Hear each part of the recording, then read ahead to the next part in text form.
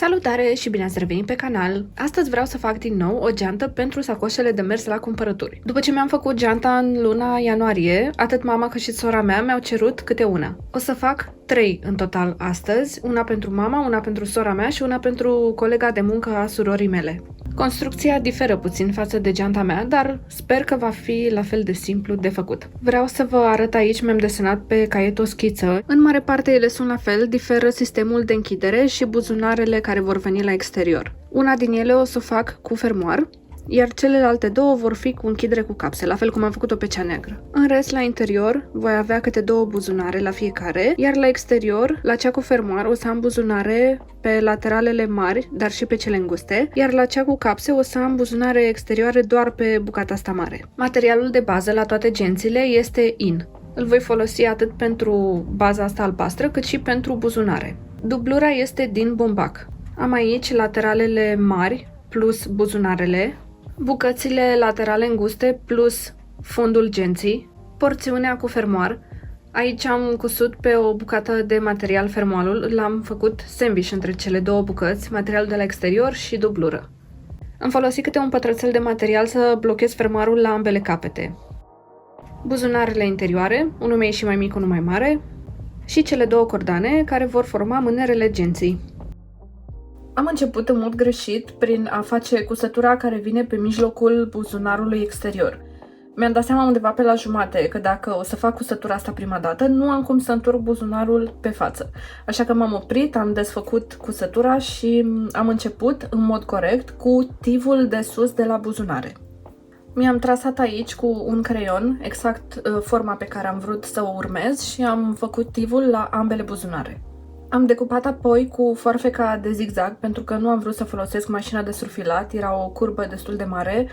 Mă rog, ce-i drept, aveam ață neagră în mașină și nu aveam răbdarea necesară să o schimb, așa că am folosit foarfeca asta de zigzag. Aici am început din nou, în mod greșit, mă bușește râsul chiar și acum gândindu-mă înapoi la asta, să fac cusătura asta centrală. Nu este neapărat greșit, doar că este o cusătură dublată. Nu am de ce să o fac aici, mai ales în zigzag, să consum atâta ață.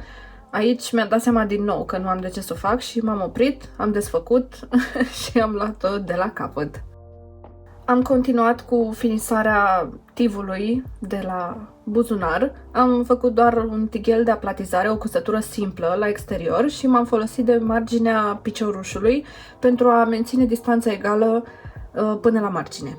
La fel am procedat și la buzunarele mici, cele care vin pe lateralul genții. Am făcut cusătura curbată, apoi am întors pe față și am călcat și am făcut tiv de la exterior. Am călcat apoi și buzunarul mare. Aici a fost puțin mai dificil, mă rog, nu neapărat dificil, doar că trebuia să fiu atentă puțin la curbura aia, să o calc cum trebuie, ca să pot să îndoi materialul spre interior. Am prins apoi buzunarele de toate părțile exterioare, atât cele mari cât și cele înguste. Am vrut să fac asta ca să fie mai ușor atunci când le cos între ele, să nu mi se deplaseze bucățile și să le cos strâmb.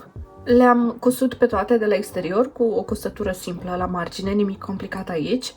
Prefer tot timpul să atașez între ele componentele astea care sunt micuțe și care se pot pierde foarte ușor atunci când coși mai multe straturi între ele. Se pare că aici, după ce am atașat buzunarul ăsta mare de pe lateral, a venit într-un final glorios momentul să fac cusătura pe care am vrut să o mai fac de 2 ori până acum, și anume cusătura aia centrală pentru fixarea buzunarului. Am folosit doar o cusătură în zigzag cu pas foarte, foarte mărunt. Cred că am dat la minimul pe care îl face mașina, nu sunt 100% sigură, am uitat exact ce pas am folosit aici.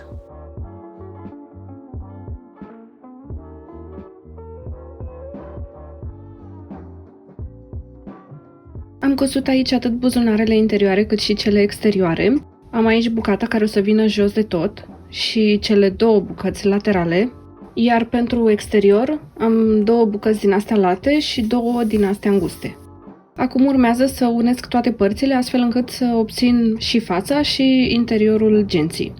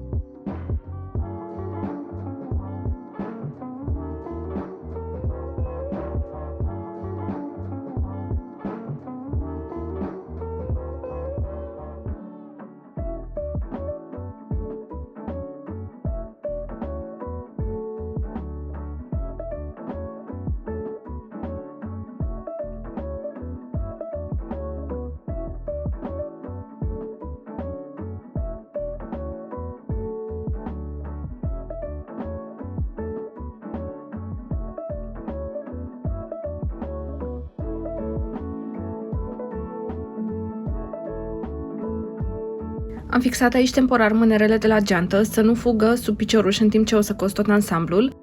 Acum urmează să pun partea asta care are fermoarul. Am dat semne de mijloc peste tot ca să le pot alinia cum trebuie. După ce prind porțiunea asta aici, o să deschid fermoarul și o să bag căptușala genții în interior. Ulterior o să scot geanta pe față prin porțiunea asta pe care special am lăsat-o necusută.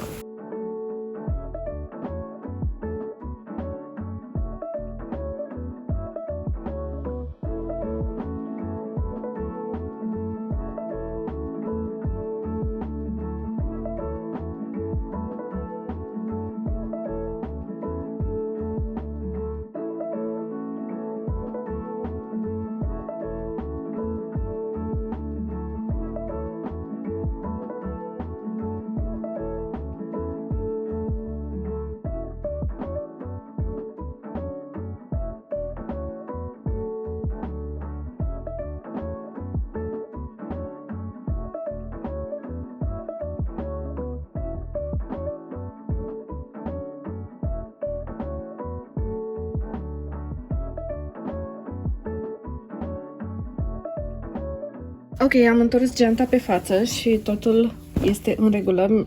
Mi-a fost un pic teamă atunci când am cusut-o că nu am pus asta cum trebuie, în direcția potrivită, dar se pare că totul a ieșit cum trebuie.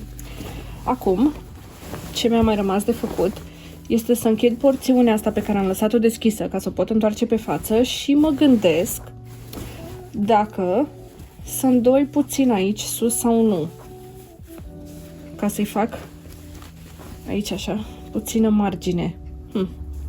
Asta hai că vedem la final. Închid porțiunea asta și mă gândesc după. O să o calc de fapt mai întâi, să văd dacă pot să o calc cu asta puțin întors sau nu. Da, cred că e o idee bună. Să o fac puțin aici așa, puțină margine. Eventual să fac o cusătură de aplatizare peste tot. Buzunarele au ieșit cum trebuie. Per total sunt foarte mulțumită de geanta asta. Cred că sunt mai mulțumită decât cea pe care mi-am făcut-o mie. Sper să-i placă și mamei. De fapt, cu siguranță o să-i placă. O termin pe asta și apoi le mai am pe celelalte două pentru sora mea și pentru colega ei. Alea două o să fie mai simple pentru că ele au vrut capse în loc de fermoar. Deci o să fie mai ușor de asamblat.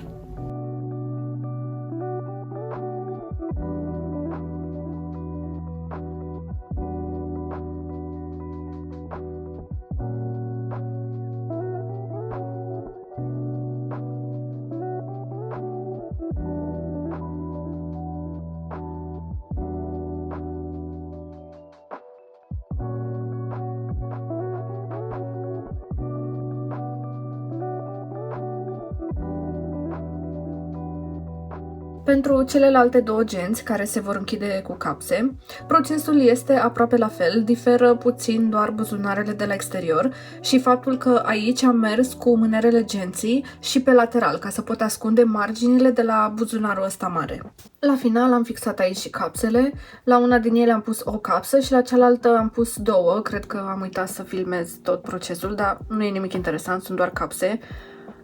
O să întreb pe sora mea dacă preferă cu una sau cu două capse. Sunt foarte mulțumită de rezultatul final. A ieșit chiar mai bună decât geanta neagră pe care mi-am făcut-o eu în ianuarie. Îmi place mai mult pentru că asta e din in și e mult mai moale. Este la exterior e in, atât cel albastru cât și cel alb, cred că am menționat la începutul videoului. Și e mult mai moale, mult mai maleabilă. Cea neagră pe care am făcut-o eu în ianuarie am folosit un doc de bumbac și este puțin cam rigid.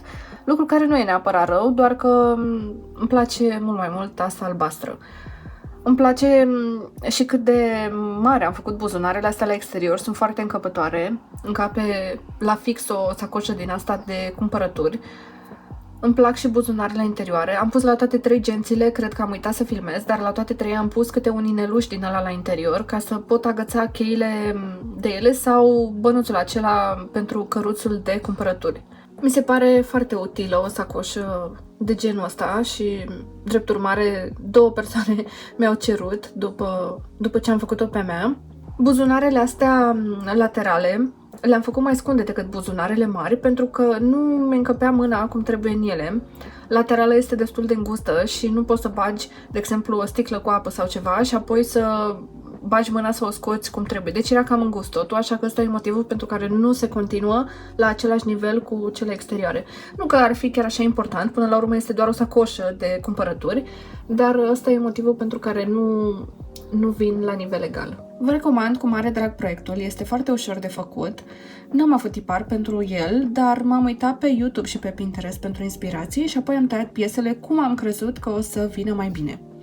Este gata destul de repede, mai ales dacă alegeți să nu instalați fermoar și puneți capse.